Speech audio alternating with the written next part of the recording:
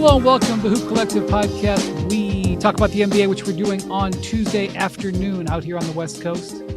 Later in the afternoon out east, which is where we're very happy for the first time to welcome in our new teammate, Vincent "Vinny" Goodwill, joining us from Detroit. What's up, guys? What's going on, Wendy?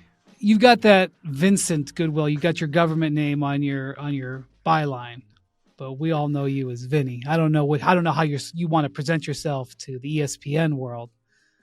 I haven't figured that out yet because Vincent is my daddy's name, and I've never been Vincent. So that's kind of you say you've never been thing. Vincent. Your byline says Vincent, so I don't know what it's you're always talking been, about. but nobody calls me that. Like my mother doesn't. Nobody calls me Vincent, but my dad is Vincent. So Vince is the middle ground. That if I meet you now, I might tell you my name is Vince, but you know me as Vinny because you knew me in my 20s.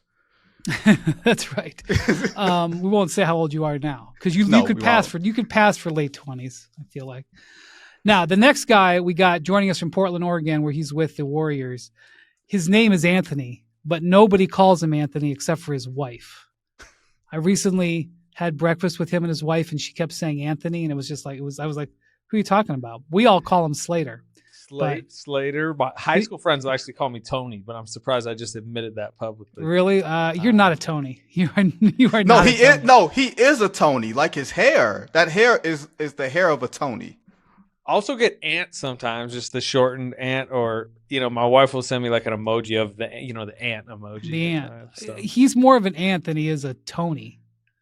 Slater, I do feel like everything professionally is trending towards just like, even if I go on air or something, it's like Slater. It's just the way. We should just put Slater, one name. Yeah. Here's the weird thing about Slater, Vince, is that he's from California, but he went to Oklahoma State and now he talks with a drawl. I was trying to figure out, should we call you AC Slater? Like, from Saved by the Bell? That's what Barry Trammell, you mentioned, everything's coming full circle here. Barry Trammell, when I worked out in Oklahoma, would call me AC Slater because he's like the legend of nicknames out there. There's something about Stillwater because Slater went to Oklahoma State, and this golfer, it's my world, Victor Hovland, who is from, I think he's from Finland. From Finland or Norway. Anyway, he's from one of the Nordic countries.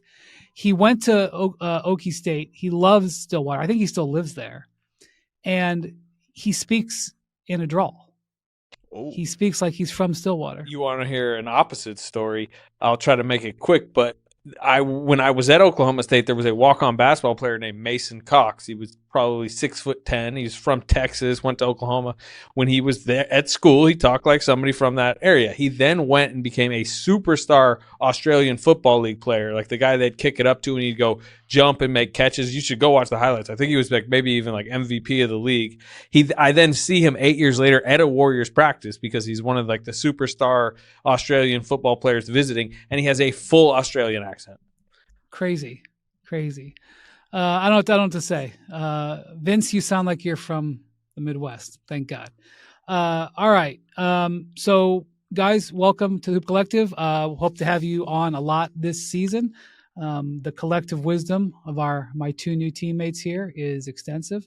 And Slater, I want to start with, I know you got a story coming out later this week about Steve Kerr. Yeah.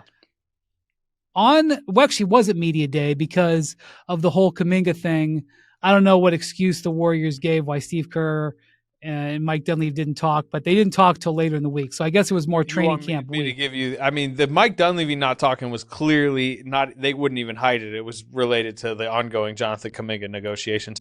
The Steve one, their excuse was, well, typically Steve doesn't talk on media day. He's going to talk, basically after the first practice. And I will say he did talk technically before they agreed with Kuminga because they hadn't agreed with him by the end of the first practice. By the way, did I miss the story of why Jonathan Kuminga changed his number to number 1? Yeah, it was his high school number. It wasn't available when he got to the Warriors, and He actually said he almost changed. I think it was like 57. He was because one of his good. He doesn't want to be double. He doesn't want to be 00 anymore. But he was going to wear like 55 or 57 because his really good friend IG, he's like his photographer. He's at every game. Wore it when he played like high school football, and it was going to be an inside joke. But then they decided IG was the one that told him, he's like, please don't go out on the court wearing number 57. So he went to number 1. Who was number 1 when he got there? Damian Lee, I believe, had it. I believe, if I remember correctly. All right. Well, anyway, that's a family affair. You can't take the brother-in-law's number, right? That's right. Damian Lee Al is Horford Steph Curry's couldn't brother. wear his normal. Like he wanted 42 was like Nate Thurman, and there were some others, so he had to go to something completely different. What number is he? I'm not good on numbers. Like all 15. these. I know I'm not either. I'm like on here. I think he might have gone 15. Yeah, I know Steph Curry wears 30. Yeah. I know Draymond wears 23. After that, I can't help you. Well, Seth Curry wears 31, and there was the joke, coming in if Seth would try to buy 30 from Steph. And he's like, I don't think the NBA would like that if, we made Steph Curry switch to 31. Real talk. Actually, they would. Everybody got to buy new jerseys. Yeah. More money. That's interesting. Yeah, that's interesting. Like, real talk. That would be so. I remember when LeBron changed his number when he was in Cleveland.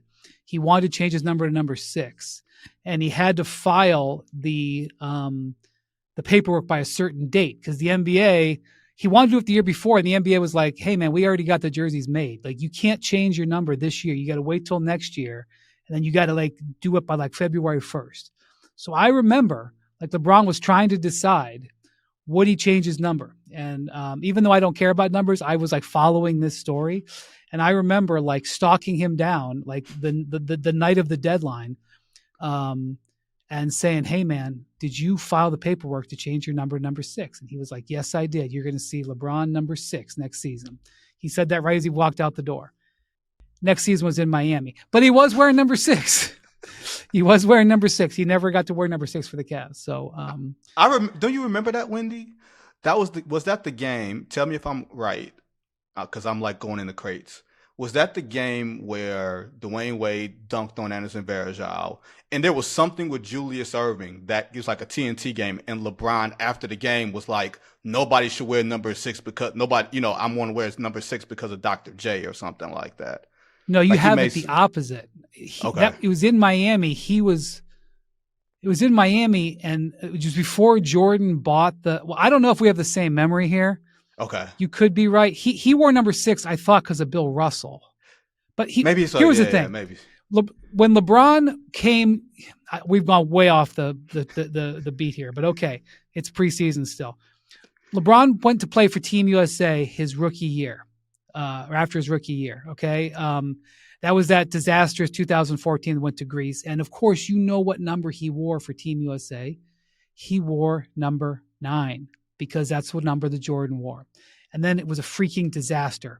He didn't play that much. He quarreled with Larry Brown. It was a terrible experience. If you watched the Dream Team video, not the Dream Team movie, but the movie Redeem Team. Yeah, the Redeem Team. He talked about it in there, how miserable he was in 2004. So when he came back for Team USA in 2006, he switched to number 6. He's like, I'm not, that was so bad, I'm going to switch it over.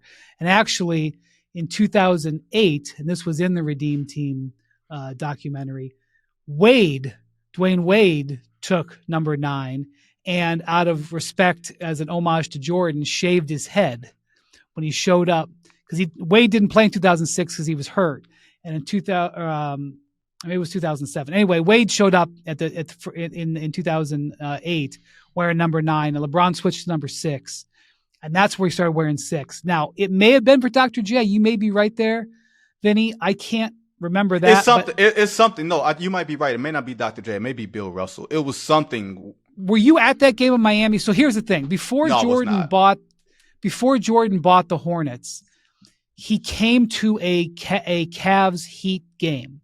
And if you remember, Pat Riley retired number 23 with the Heat. No Heat player ever wore 23, including LeBron, because he retired it for Jordan. If you go to the Heat's arena, the Kaseya Center, and look up in the rafters, Dan Marino's jersey's retired. I don't know why. And I know why, but it's weird that a basketball team retires his jersey. And Jordan's number are up there. He retired number 23 for the Heat. And whether it was Jordan in the stands or whatever, LeBron went on a jag after that game that nobody should wear number 23 ever again.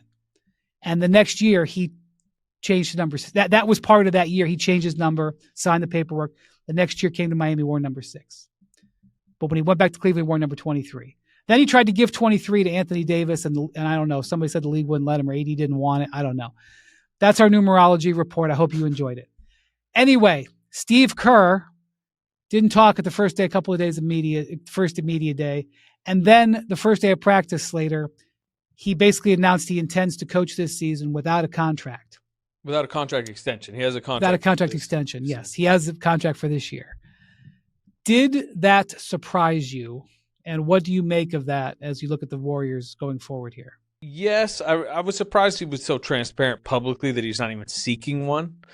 Because this happened a few years ago where he was on, you would call it the lame duck season, which he would say, he's more comfortable than your normal coach going into a lame duck season for a variety of reasons. But they were having ongoing negotiations that season, and it got done, I think, in maybe February, where he signed an extension. So for him to not only say, hey, I wasn't surprised he said, I'm not concerned and I'm not going to let it become a storyline. But the fact that he said, I'm not even going to seek one and we're just going to wait and see until next summer, that raised the eyebrow a little bit, especially because we all know Steph has 2 more years on his deal. Jimmy Butler has 2 more years on his deal. Draymond Green has 1 and 1. He has a player option, but basically 2 more years on his deal. And the presumption was he would want it lined up with that. But the fact that he didn't, I think there's a few reasons for it, and we can go over it. But the one thing I will say is you mentioned, I have a story coming out with Steve later this week. It's about Steve Kerr and Steph Curry's relationship. And within it, he clarified with me, he will not leave the Warriors for another NBA job. He's not leaving it open-ended because, the Spurs is appealing to him or this or that. It's going to either be they get to the end of the season and maybe it's like step away from the game, or what I think is more likely, and he's kind of hinting, it's like he still thinks he'll very likely be the coach of the Warriors beyond the season, but it just has to go right and it has to feel right after the season. But as of right now, I would definitely predict this is not his last season with the Warriors. Okay, so Vinny, this is not last dance energy, I think is what I'm trying to feel. Well, he went through that and he knows how exhausting that is. Like Phil Jackson on the last year, Jordan on the last year, Pippen on the last year, Rodman, like all those guys were free agents. Like these guys, it's not really like that. And I'm not sure there's this, and Slater, you tell me if I'm wrong, I don't sense that there's the same organizational fatigue that even in 2019, the last year of Kevin Durant, like that seemed very fatiguing. This season or even last year, like that energy didn't seem like, man, this is a slog. Can't wait till this is over to get to the next thing. I don't think they're fresh as daisies, but I think they're all curious. And I think that's why maybe Steve is sort of leaving his options open. The option of coaching the Warriors beyond this year. Yeah. I mean, Steph's called it a 2-year window. So I think they're almost talking, if the last dance would be maybe a 2-year walk towards that. And then the other thing, I think it was buried within his answer that you're talking about, but he is of the belief that this era for the dignitary should end as gracefully as possible. It already kind of hasn't. Well, that's Last Dance. That's Last Dance inspired right there. Yes, 100%. And his history's kind of mixed into all this, but Klay Thompson, the fact that didn't end the way that they would have hoped, Klay Thompson's final days of Golden State. I think that was informative to him. When Draymond Green a couple of years ago was going through the suspensions and, the mess with the league and all that, one of the very influential conversations that I think got Draymond Green back on the right path was Steve Kerr went to his house, and apparently they were even kind of crying, talking about he wanted Draymond for it to end well for Draymond with the Warriors and with the NBA, and that there was so much more beyond, and that it was important for them to like I said, go out gracefully. And I think part of why he is taking his contract negotiations this way and saying the end needs to go this way is because I think he's trying to set an example that this needs to be very polite farewell, and he's gone. Like, I don't think he's number one. I don't think he's getting fired. Number two, when he is not coaching the Warriors, I think they're going to have a press conference, like announcing it, like in a celebratory manner, basically. And I think that's him setting the stage for that. Well, Vinny, you spent a lot of time in Chicago, and I don't know if you were at the game the night when the Warriors were in Chicago a couple of years ago. You were probably there, Slater, when they honored the one of the Bulls teams. I don't know which. I was there. I know where you're going. And Jerry Krause's widow. Yes. I mean, she wasn't getting booed. Jerry Krause was getting booed. And I thought it was a relevant thing that the Warriors were there. I assume ostensibly so Steve could be a part of it. He was a part of it. And it was at halftime, right? And Steve was out there. And nothing. And now Jordan and Pippen aren't talking. Nothing ends gracefully in the NBA. When you look at modern NBA history, not to hijack you, Wendy. No, please. The Bulls. The closest thing I think to a graceful ending was probably Tim Duncan walking off in Oklahoma City when they lost in 2016. What was that, Game 5 or Game 6? And they gave him a standing ovation at the end of that. I was at that game, covering the Thunder. I'm sure you were, yeah. Every great dynasty, the Bulls didn't end gracefully. Like, Jordan is still bitter as hell. Like, Magic caught HIV, Bird's back went out. You like, when you think of the dynastic group, even the Kobe Bryant Lakers, that they went out with Andrew Bynum going, like, putting his forearm in the chest of poor JJ Barea, and Phil Jackson punching Pau Gasol in the locker room. Like, none of this. I think it's honorable for Steve Kerr to say this is going to go out gracefully. But when you got Jimmy Butler and then Draymond Green in the locker room, you think they're going to be concerned about going out gracefully? Has he met them? Well, it's already not ending gracefully because, where is the Clay relationship right now, Slater? Frayed, but that's more pointed towards the top of the organization, the management, how the contract stuff went then at the Steve Kerr, Steph Curry, Draymond aspect. But you're right. I think, but this is Steve saying his chapter is going to end gracefully, and I think he's very much of the belief that Steph Curry's is going to. And again, that may mean a bad playoff exit in the final year or whatever. Like, it's not like he's saying we're going to win a title and then walk away, but it's more like Steph will have a celebrated final chapter with the Warriors, and I think he has really tried to redirect Draymond back to that after there's been various points where it seemed like it was going haywire. And I can remember being at the press conference after the Jordan Poole punch in the preseason being like, this might be it, for Draymond. And now he's part of the, I'm writing this story about Steph and Steve and their 12 years together, and he tries to rope Draymond in the conversation because it's 12 years with Draymond, and there's kind of a belief that he's going to kind of ride it out in this chapter. And they've been reinvigorated by the Butler edition, the Al Horford edition. So again, I'm not predicting a title and it's going to end like storybook Disney-like, but I do think there is intention to make it end in a way where they're honoring what they were. Yeah, I'll never forget the story. It was during the 22 finals where they were ahead 3-2, and they'd come back for Game 6. They ended up closing out Game 6 in the night game. And before the game, Draymond tells the story that when they flew out to Boston from San Francisco, that they happened to sit at the NBA Jets have like 4 seats together with a card table in between them. Basically. Yeah. Typically it's for card play. There's a couple of them.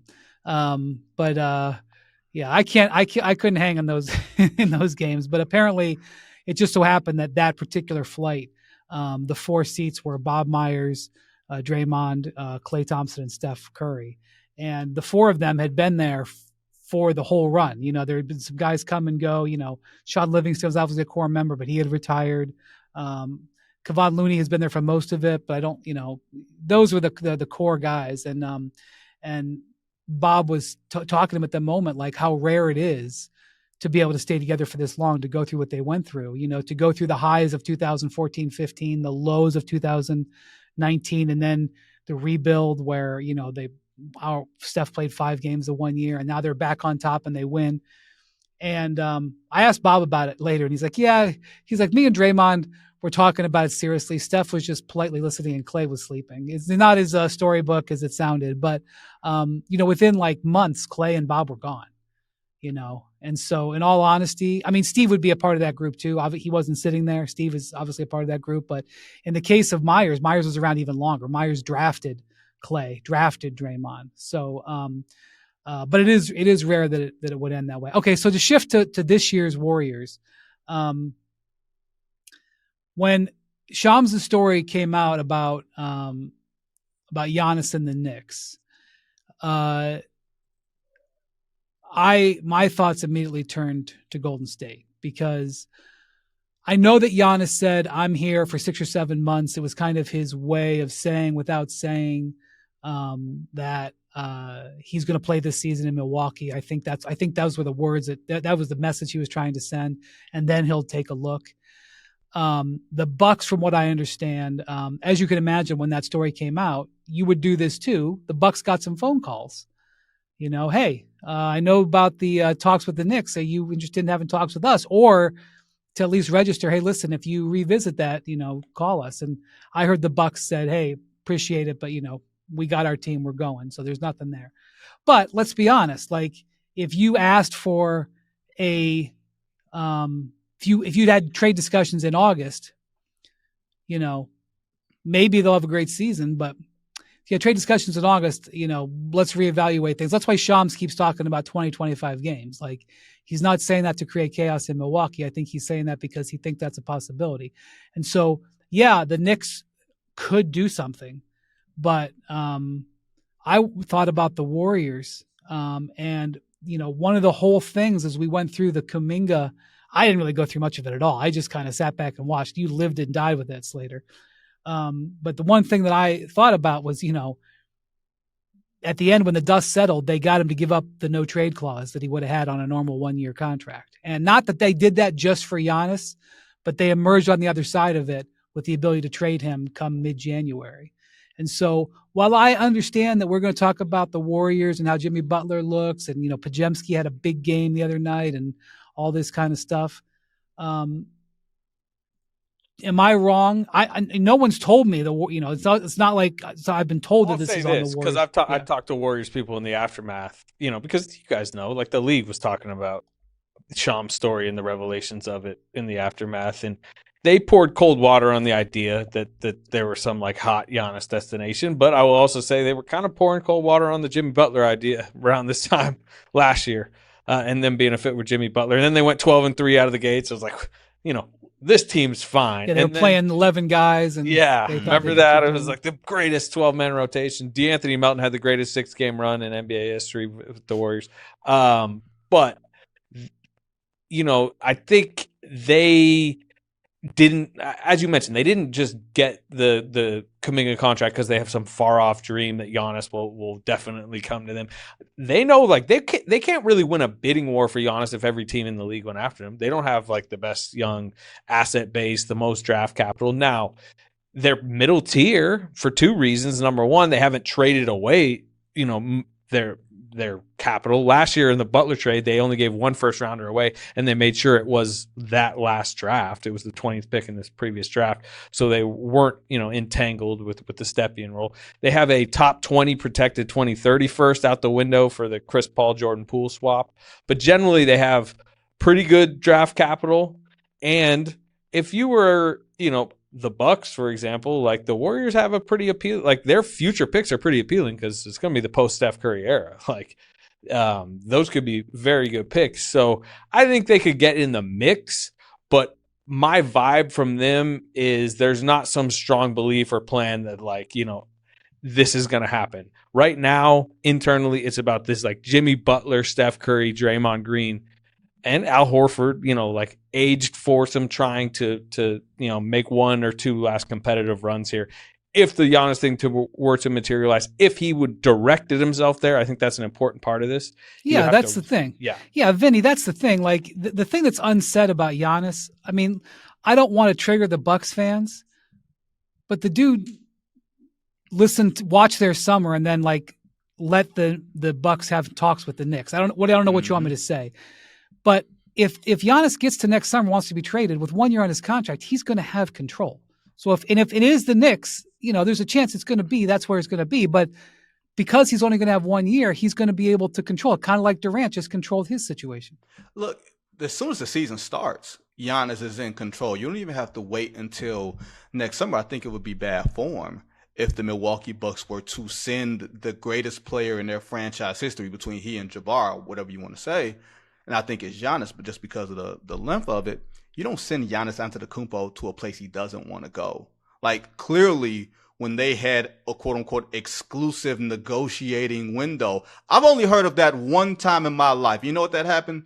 When billionaires are talking to billionaires about selling a team, you don't hear about exclusive negotiating windows when you're talking about franchise player going to the New York Knicks or any other team. So there's a genuine level of respect and wanting to do right. Giannis to the Bucks with Giannis.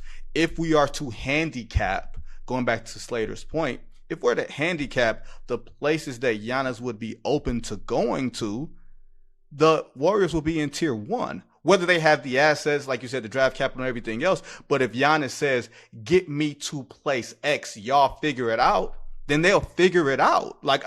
Okay, let me ask you this, Wendy. Who's more likely to be itchy after 25 games? Giannis or the man with the old man injury in Los Angeles? Yeah, man, that's the thing. The thing about LeBron is I know he's come in, he handled media day really well because he's a total expert when it comes to handling those situations. Rich Paul said what he said on the record about where LeBron was in his career. And Rich Paul nor LeBron have walked that back either on or off the record. Now, I don't think it's something that's at the front of the mind. I think that, there's the Lakers are, they feel good about this team. Luka, he's going to play his first game tonight. We're doing this Tuesday. He's going to do his first game tonight in Phoenix. But Luka averaged 35 in Eurobasket. He's gotten a nice rest. He's in good shape. They're going to run the whole show around him. If anything, without LeBron playing, it's going to open the door for Austin Reeves. Austin Reeves, when he played last year without LeBron, I think Austin Reeves averaged 28 and 9 because it opens up the door for him. I think the Lakers could do okay without LeBron in the early going. Over the long haul, I think they're going to need their best player. But LeBron hasn't walked back those comments. Now, I think there's a chance that Luka's going to get off to a great start. And, for all I know, he'll be throwing lobs to DeAndre Ayton and, Marcus Smart and Vanderbilt. Vanderbilt was out for most of last year, and Gabe Vincent was out. Gabe Vincent has looked really good in the preseason. For all I know, Gabe Vincent will be very good off the bench. Austin Reeves will thrive, playing, getting the ball in his hands more. Luka will be right back to averaging 30.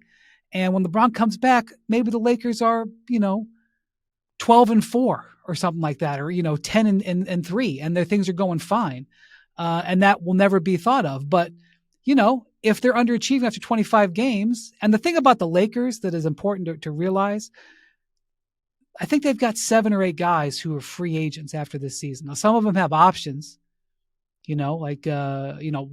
Austin Reeves is not picking up his option. Austin Reeves will be a free agent, but right. We'll see. Maybe Marcus Smart picks it up. He's probably not going to. I'm sure he and Ayton are planning on not to.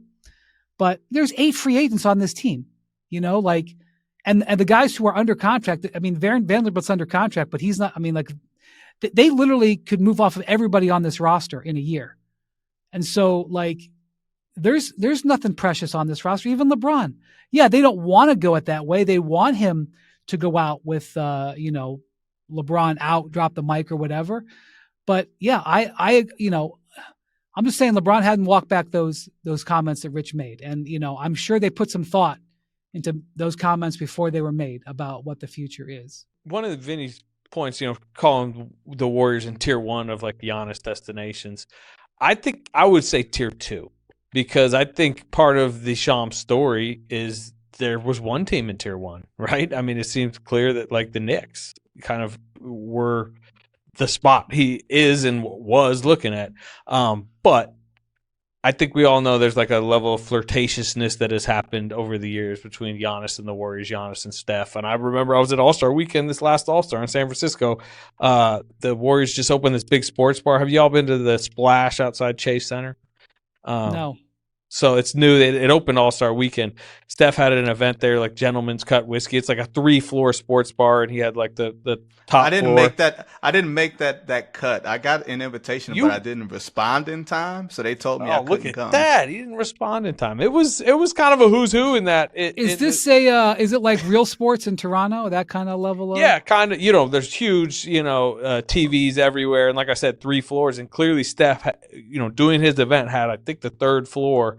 Yeah, that's how Real Sports. You know how it is, Vinny. Yeah. Real Sports in Toronto. There's like multiple level. There's these enormous screens, but it's kind of built like a club. It's got multiple levels, and you have a different view. It kind of mirrors society in some ways, is what you're saying. Yeah. So as we're there, and again, it's All-Star Weekend, so like everybody's in town. But the staircase is kind of in the middle of the room, and Steph arrives, and it's a big deal. And he goes up, he even like said, he, like I said, he's doing it for his whiskey brand. He's like saying something to the crowd. Draymond comes in, and he's up there, and then the only other NBA player that we saw come in and go up the stairs was Giannis. And it was notable at the time, and has been noted. I remember in the aftermath of it, but they have like kind of agency ties together a little bit too. But I've always thought that the pairing on the court has always made a lot of sense, and still would at this moment. But you've almost felt like Giannis would have had to force that move like already or a year or two ago for it to really line Giannis up. wasn't ready. I mean, Giannis. Yeah. There's been a process for him to get ready. Look, I mean, I've seen these interviews with Doc, and he's like, you look at the lineups they're playing, where they're playing shooters with Giannis. Like they're like, oh, we're gonna play fast and shoot threes. I'm like, cool. Like that's what Bud didn't. They didn't really play fast, but when Mike Budenholzer was the coach, they were top 5 in 3-point attempts every year, and they've slid way to the bottom 10, or I think they were 19th or something last year under Doc. So the idea that they're going to shoot a bunch of threes is not new. Like they're going back to what worked, except for their team, in my view, isn't as good as it was 4 years ago. So Jan, look, actions are he looked at the roster and said, "Let's have an exclusive negotiating window," or whatever he said. But real talk.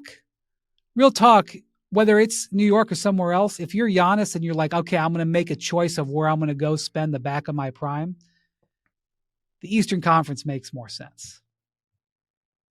Because that's the thing about the Warriors. Like, the Warriors can be great this year and finish 5th. Well, not only that, I mean, let's be honest, at the Western Conference, if you're Giannis and you're looking at the next half decade to like 7 years, Houston, San Antonio, Oklahoma City, they've got way more draft capital that would appeal to the Bucks. So you would think like trades would be easier to make. And also you would think a much longer runway of contention. It depends on what's most important to Giannis. My general thing with NBA players, and I think it more or less played out with Damian Lillard, and I feel like he's the most glaring example more recently. Usually these guys wait a year or two too long before they decide, okay, get me out of here, because there's so much tread on their bodies. And I'm not saying this, I hope I'm not breaking news here, Giannis's durability has been an issue for the past few years. Like he hasn't played 82 games. Like I don't have his stat sheet up, but he's been in the 60s. And with the style of which that he plays, it would behoove him to get to a situation that would lessen like those end-to-end plays where he has to play hard on both ends of the floor for 35 to 36 minutes a night. He needs to go somewhere if he's going somewhere. I'm not leaving him out of Milwaukee. I'm not saying that there's a situation that means he doesn't stay, but I'm saying if he were to leave, I would think that he needs to go to a situation that is easier on his body. That's why I'm not sure if it's actually the Eastern Conference. Would you put it as simply as he should go somewhere where his co-star is younger than him and not older than him? I mean, Amen Thompson looks mighty good in Houston. Well, yeah. I mean, the other thing is Giannis is ready to have a conversation about the tax differences between California and Texas. Like, I'm not saying that would be a driving force, but he will know. He's attuned to that kind of stuff. We'll keep an eye on it. While we're talking about the West, Cooper Flagg started at point guard, sort of for the first time on Monday night. I don't remember who they played. Charlotte. Anyway. No, they played Charlotte over the weekend. Yeah, they played Charlotte twice already. Anyway. Keep talking. I'll let you know. All right. Jackson's always got my back. I just don't give him credit. Like he was like, they played the Jazz. Jackson's like telling me, yeah, Victor Hovland's from Norway, bro. And he's saying Al Horford's number 20. I just don't give him much credit as I should. Cooper Flagg started at point guard in this game. And they may start D'Angelo Russell just because for various reasons. But Cooper Flagg, this is the way that they want to play, and this is the way they're going to play. And they're going to play this gigantic lineup at times where, you have AD at the 4, basically, with Lively or Gafford. And then you're going to have, depending on who they want to play at the wings, but they're going to have size. And, I'm watching Cooper Flagg. He is so skilled. It's crazy. And what I was on NBA today with Perk, and Perk and I were watching the highlights, and Perk was talking about, he's like, man, he is much better with the ball than LeBron was as a rookie. Now, first off, I'll just say Cooper Flagg did get a year of college, although they're about the same age because Cooper Flagg's still 18. LeBron turned 19 midway through his first season. But that said, and LeBron recently talked about this. I think he was talking with Steve Nash on his podcast. He was talking about how he was totally unprepared to play point guard as a rookie because he hadn't played point guard in high school, that they had skilled point guards at the high school level. And he of course, handled the ball a lot. And he is, of course, right. They decided LeBron was going to be the point guard that back then they played an 8-game preseason. And the Cavs played like 6 preseason games and realized his first game was in Detroit. I remember that. I was in college, Wendy. Not to date Did you myself. go to that game? Absolutely not. I was broke. I was in college. I just told you. You know what they did? They played a prank on LeBron that night. So, but by the way, LeBron's first 3-4 months, he didn't get treated great by his teammates. Wait, you mean Ricky Davis, the guy who said, I just thought he was here to help me score? You mean that guy didn't treat him well? Yeah.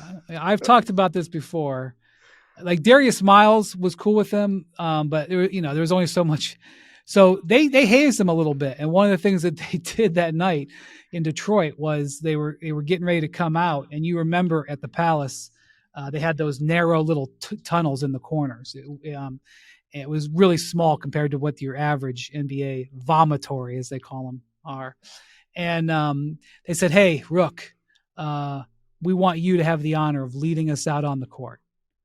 And so he's like, all right, and so like they break and they go out on the court, and LeBron goes running out on the court. Nobody went with him. So he gets out there with the ball and he goes to lay it up and turn around. The court is empty. They're all in the back laughing at him. That's what happened on that night in Detroit. But they played like 6 preseason games and realized that their point guard situation was a mess. And so they basically put LeBron in as point guard for like games 7 and 8 of the preseason. Like, okay, Rook, you go ahead. And he led the league in turnovers the first 2 months. Yeah, he had moments like he sniffed triple doubles, but they were awful and he was terrible. So when Perk says that, like he's right. Cooper Flagg doesn't have the offensive. He's probably a better shooter than LeBron was, but he doesn't have the offensive game LeBron did. But in terms of like being a 6'8", 6'9" guy who can distribute and play, Perk is right that Cooper Flagg is much more like Perk says that. Am I wrong? He reminds LeBron seemed to make like flashier passes and have more of like a innate feel for like playmaking.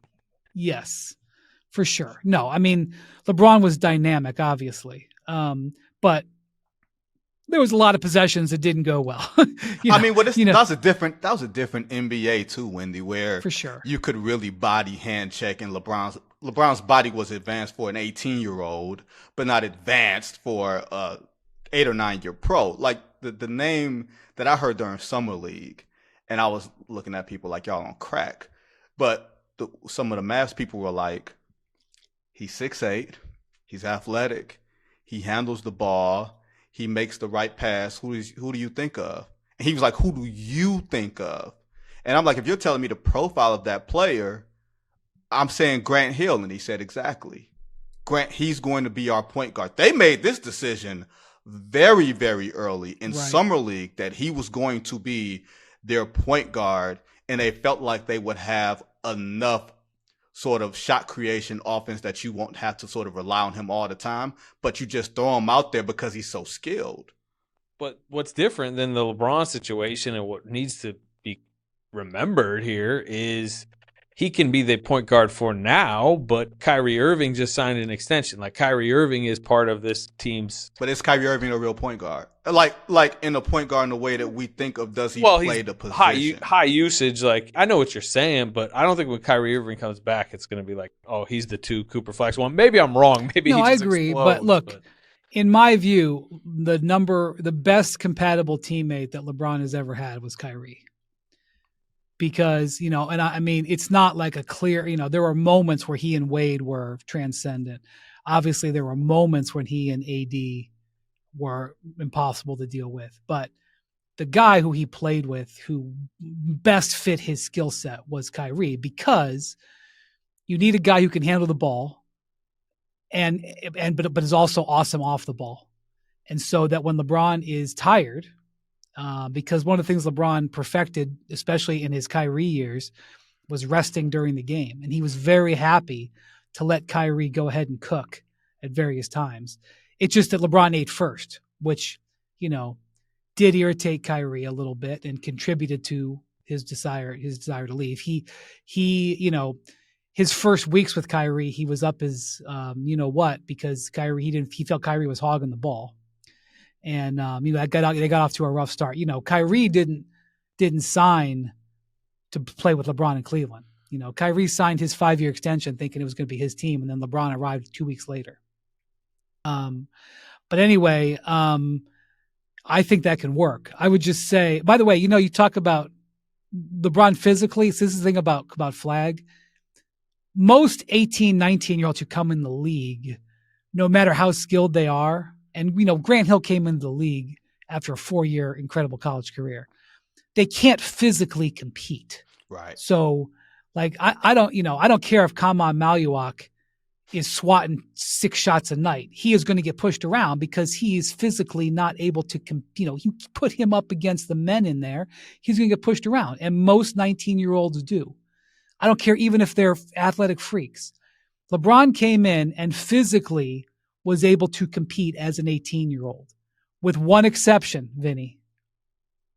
One guy got up into LeBron, and that was Ron Artest.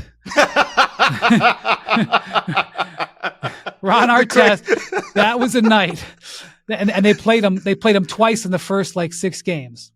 And I remember Paul Silas, rest in peace, him saying, LeBron came. They played Artest the first time, and Artest shoved him around. But that's the thing about Flagg, is that he is going to be bigger, especially if he plays the 1. He's going to be bigger, and physically able to compete with most of the guys that are on him. Now, I will say this: typically, when you have a young guard and you rely on a young guard, people who listen to podcasts know this. They've heard me say this about, typically it means losing. One of the easiest ways to tank is to play young guards.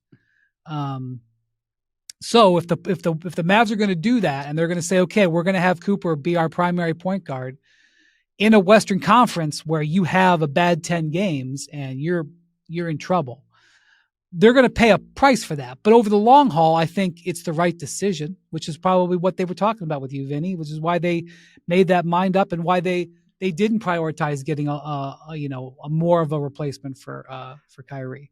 I mean, think about it like this. Jason Kidd was the coach of the Bucks when he slid Giannis over to play point guard. I think it was year 3. And his whole thing was, it's going to be rough now, but it's going to be much better for him and us down the line. Now, Jason Kidd went around to reap the rewards of that. And look at what Milwaukee's going to do now. Giannis is going to be their de facto point guard this year again, because they don't got another one on the roster. Now, it's funny, Wendy. One day you got to take us down memory lane to talk about the Eric Snow, Paul Silas story. That was in Detroit. Well, I don't want to talk about no Eric Snow. Well, so after LeBron's rookie year, where their point guard situation was rough, they went out and traded for 2 point guards. They traded for Jeff McGinnis, and they traded for Eric Snow. They traded for Eric Snow the following year. And Eric Snow was, of another era as a point guard. The guy, couldn't make a 12-footer, but was extremely strong defensively, a great leader in the locker room. You know how, Slater, Andre Iguodala was kind of known for when it came to the media. He would always challenge the media, put the media in uncomfortable situations. Like that's what he was known for. Yes, I do recall a few times where that has happened. I just saw Andre in Abu Dhabi 2 weeks ago. He was out there, the head of the Players Union now. Eric Snow was kind of like that. When you ask him a question, he'd always come back at you. I believe they probably played together in Philly, Andre and Eric Snow. It might have been where Andre got it. Maybe. Eric, is today Tuesday? Why are you asking that? What do you mean by that? But anyway, so Eric Snow was headstrong, okay? And he was built like a linebacker. His brother was actually an NFL linebacker. Mm-hmm. And so there was this night in Detroit. And look, Detroit effed up the Cavs a lot back then, Vinny. Shocker. They were big and strong, and they were the big dogs, and especially after they got Rasheed. And you remember Rasheed the one night raked Zydrunas Ilgauskas over the head and cut his head open, bled all over the court. And it was a home and home. They played the next night, and everybody was afraid to give retribution to Rasheed. Rasheed got ejected for flagrant 2 because he sliced Ilgauskas' head open, and the Cavs were so petrified of him that nobody would go do anything. Not even LeBron would do anything. The game was in Detroit where Z got cut. The next night it was in Cleveland, and people, held up signs that said, "Sheed must bleed." I remember that. And nobody did anything until Ilgauskas, tired of waiting around in the third quarter, body slammed him and knocked him over. And he stood over him and said some stuff to him. And I asked Rasheed after the game, I said, what did he say? He's like, I don't know, man. He was speaking in his language. I have no idea what he said. And then I went and asked Z, I go, hey, what'd you say to him? And he said you said you were speaking Lithuanian. He goes, no, I wasn't. I was speaking English.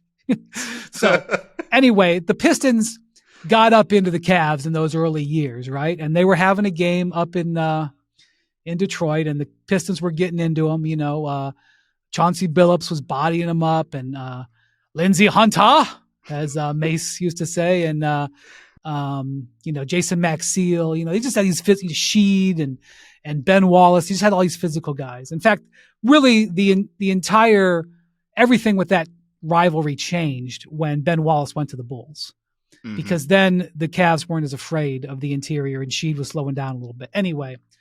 So this night, the Pistons are having one of these games where they decide they don't want the Cavs to break 70, which had happened a few times. And they were just being very physical, and Silas was so frustrated. And at one point, they couldn't get the ball over half court because the Pistons were applying pressure, and Silas called timeout in the backcourt. And there was only, I think, a couple of seconds left on the shot clock. They had to get the ball over. And apparently in the huddle, and I'm sure there was stuff leading up to this, in the huddle, Silas was like, you got to pass it to the front court. And Snow was inbounding the ball. And by the way, this is in the old days where we sat next to the court. I could hear all this. And Snow, they couldn't get the ball inbounds, and Snow passed it to the backcourt, and they got an 8-second violation.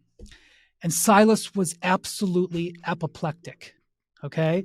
And so he pulled Snow out of the game immediately and cursed him out on the way to the bench, and Snow gave it back to him. So he kicked Eric Snow off the bench. He said, go to the locker, get your ass to the locker room. This is like, I don't, were you at this game, Vinny? No, I wasn't. I remember the post game of it. So he kicked him out of the locker room. But you have to understand the way Silas talked. We call him the grizzly bear. And so the post game comes out, and naturally we want to know about Eric Snow, about kicking the guy off of the bench. And Silas is like, I ain't going to talk about it. So He gets asked about it again. He's like, I told you I ain't gonna talk about Eric Snow. And somebody brought it up again, and Silas exploded. And he was like, how many times I got to tell you, I ain't going to talk about it. My speaking Chinese. And then he went, bleep. Jesus, bleep. And they suspended Eric Snow for the next game. Yeah, so Can you imagine Steve Kerr saying, I don't want to talk about Draymond Green? Can you imagine Steve just getting peppered by the media? And I don't want to talk about him. This actually did kind of happen in Detroit, of all places, a few years ago when he kept getting asked about the centers. He exploded exploded is too strong, but he went after Mark Medina, the legendary Mark Medina. Who's mild-mannered. Very. And then he apologized the next day at practice for his response. Why don't we don't have characters anymore? The coaches are cookie cutter.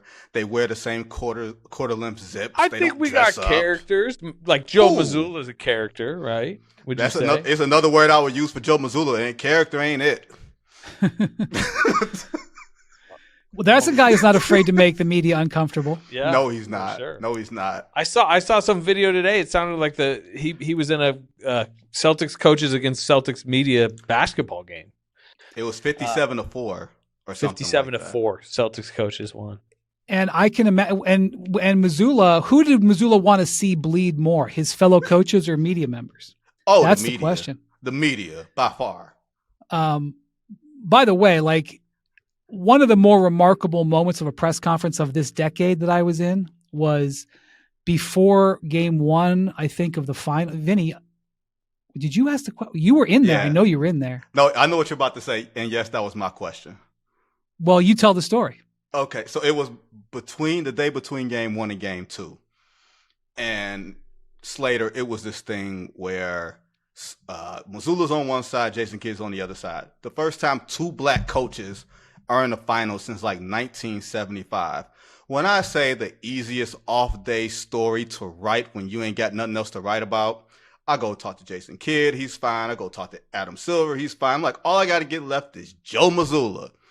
Joe, this is the first time there's been two black coaches in the NBA Finals since 1975. Is that any significance to you? And he says, I wonder how many of them were Christian coaches. I want to say, Joe, all of them were Christian coaches, Joe. All of them. He said, I wonder how many are Christian coaches. And Vinny, you could hear the lights, the fluorescent lights in the room after that.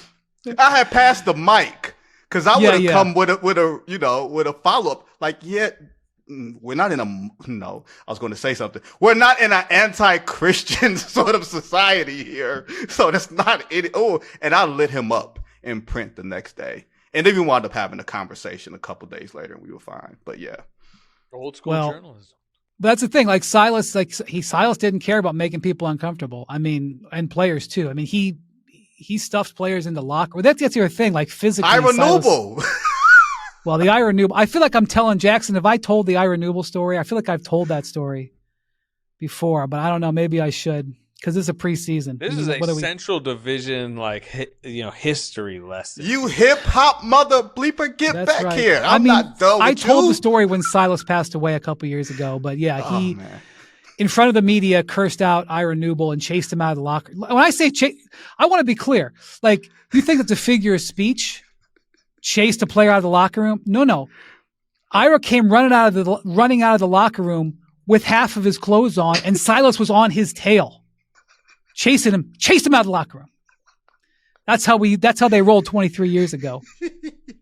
Wendy, I'm going to get you to. The Wendy Goodwill Slater pod is going to be a fun pod. The Bontemps McMahon, where they're bitching at each other. They're angry. They are so mad. Slater, we're not kicking it like that here. We're just going to talk Central Division memory. No, we're not doing that. No, we're not going to do that. I was going to say that Cooper Flagg playing point guard, which I assume there's a good chance of him doing on ESPN. I don't know how many, it's a Wednesday night. So, you got Maction or you got Cooper Flagg you can watch. I'm going to check it out, even though Luka I don't think is playing. He decided not to play. He had to pick one end of a back-to-back. Is Kent State in the MAC? Kent State just won MAC game over the weekend. Well, there you go. If they're part of MAC, and I know you can do YouTube TV now. You can combo box it. Don't worry about it. But. Yeah. But I will just say, Dylan Harper this week, he had a game where he had 11 points and 8 assists, and it's kind of hard to get a read on the Spurs because De'Aaron Fox isn't playing. But Dylan Harper is going to get a lot of time too, and that's again a young guard. By the way, Victor dunked on Monday night while he was standing on the floor. And I don't know if you noticed this, but when Victor came, when I was in France, when Victor was in his gap year, when he was playing to get 19, they all said he was 7'5". I came back saying he's 7'5". He shows up and he says he's 7'3", and they put him on the roster 7'3". And I was like, I don't know how tall he is, but they all said he was 7'5" in France. So, okay, 2 years, he's 7'3" on the roster. Boban was in here today. Boban was doing NBA today. Boban's 7'4" in bare feet. He wears shoes, so I'm going to give him 7'5". And Boban said that when he met Victor, he was looking up to him. Okay? Now, Victor has grown, and the Spurs have updated their roster. Victor is no longer listed at 7'3". He is listed at 7'5". Okay. But I don't think he's 7'5". I think he was 7'5" when he came in the league. And I think he's now pushing 7'7". And I'm going to tell you that Boban can still, we have a rim here in the studio. Boban can still grab the rim on his tiptoes. Victor was holding the rim last night on his bare feet, on his flat feet. He had shoes on. So I'm just telling you, I think we got a guy in this league who might be 7'7", is what I'm telling you. But there's a young point guard there that is very exciting. There's a lot of excitement around Dylan Harper. And so what we're going to see with these Texas teams, we're going to see enormous size because with Fred VanVleet hurt, they're going to play Amen Thompson at point guard. There's going to be times Ime Udoka has already said it. There's going to be times where he's going to play Steven Adams at center. He's going to play Şengün at 4. He's going to play Jabari Smith Jr. at 3, and select your 2, whoever that they may be, and they're going to put Amen Thompson at center, and you're going to have Kevin Durant at 3, Jabari at 2, Amen at 1, and you're talking Kevin Durant could be your 2, right? I don't know why I had a brain fart there. And now you think about Dallas, right? Now Dallas can put Lively at center, AD at 4. You can have PJ Washington at 3. You can have Clay at 2, and you have Cooper at 1. And you could even switch up some of those wings, have Najee Marshall in there, depending on what you're doing. Yeah. That's crazy talk right there. And, so you can see, and then, meanwhile, down in San Antonio, they can play. They may play lineups where they play De'Aaron Fox, Dylan Harper, and Stephon Castle together, or Devin Vassell for the other 2 guys, and they can cover up for that because they might have a guy who's legit 7'7" playing in there, and that's all to deal with the fact that the champs can play a lineup where they roll out a 7'2" guy as their 4 and a 7-footer as their 5. So they ain't messing around this Western Conference. That area of the country is going to be a fascinating stylistic clash just nightly this year for sure. And there's a reason why the other night the Nuggets had Valanciunas and Jokic out there together, because they're getting ready to face some lineups where if you don't have extreme size out there, you got problems. And the thing is, you just named 4 teams in the West that can play like that. So it's not like it's just one and you can make do for a night. Like your roster construction has to account for this stuff. Like now, not that he's long gone, that Rudy Gobert, Karl Towns thing don't sound so unappealing anymore if you're Minnesota. Granted, Julius Randle's there and Karl isn't, but it seems like I wonder if this is like not the norm, but it's not going to feel so Wemby and Slater. It's not going to feel so abnormal when you see big, versatile lineup. Because small used to equal versatile. Now big can equal versatile. And even San Antonio, if they played 3 small guards, that means you got 3 guards or guards. You got 3 guys that can give Vic the ball. That's the advantage there, in theory. Yeah. Look, the Clippers could put – I mean, I'm not saying they're going to play this a lot, but if they had to, they could put Lopez – depending on who they're playing against, they could put Lopez and Zubac out there. Yeah. I mean, that's one of the reasons, Slater, why that Horford signing was so important. Not that Horford can go toe-to-toe, but like – as you know, this is a trend that goes against the way the Warriors have been built. So that Horford signing and his versatility, now you sort of see the vision. For sure. I mean, and part of it is like they're trying to hold off Draymond Green's aging process as long as possible. And part of that is not making him the center against these Goliath Western Conference matchups. But also what was interesting, I covered the Warriors-Rockets first round series last year. And going into that series, Sengun and Adams together had worked really good. But part of the Warriors prep told them that we'll only do Sengun and Adams in the rare minutes Steph Curry is off the floor.